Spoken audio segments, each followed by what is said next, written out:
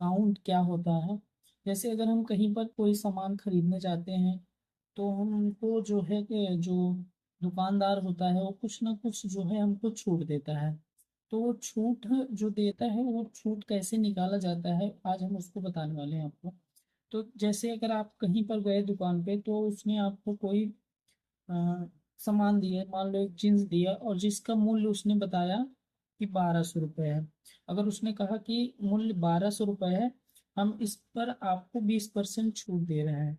तो अगर उसने 20% छूट दी है तो मिलेगी आपको कितने में? तो इसको आप कैसे निकालेंगे? तो इसको आप 1200 का 20% निकालना है तो छूट कैसे निकालेंगे? छूट निकालेंगे आप, ये 1200 है, 1200 में इस 20 का गुणा करेंगे और बटे 100 कर देंगे।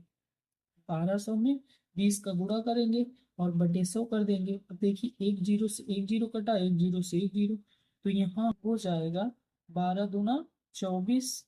तो कितना हुआ? 240 रुपये। अब ये छूट आपको कितना दिया? 240 रुपये। तो आपको जींस कितने में देगा? तो आपका बता, उसका मूल्य कितना था? 1200, और छूट उसने कितना दिया? 240 रुपये।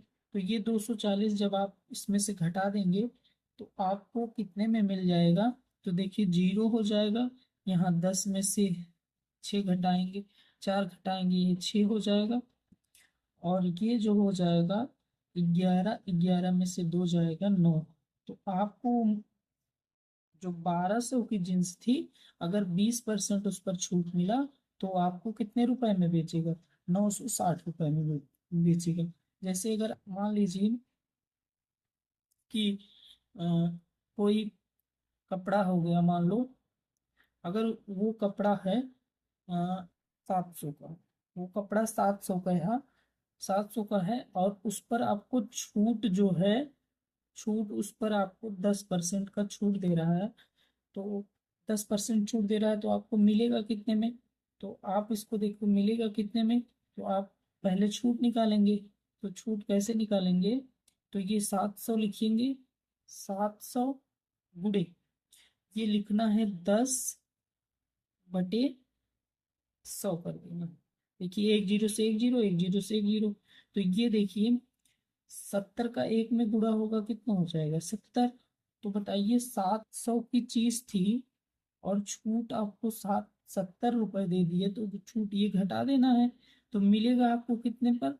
तो 700 में से 70 घटा देंगे तो आपको कितने में मिल जाएगा? 630 रुपये में मिल जाएगा। तो इसी प्रकार छूट निकाला जाता है। तो आप जो है कोई भी सामान पर छूट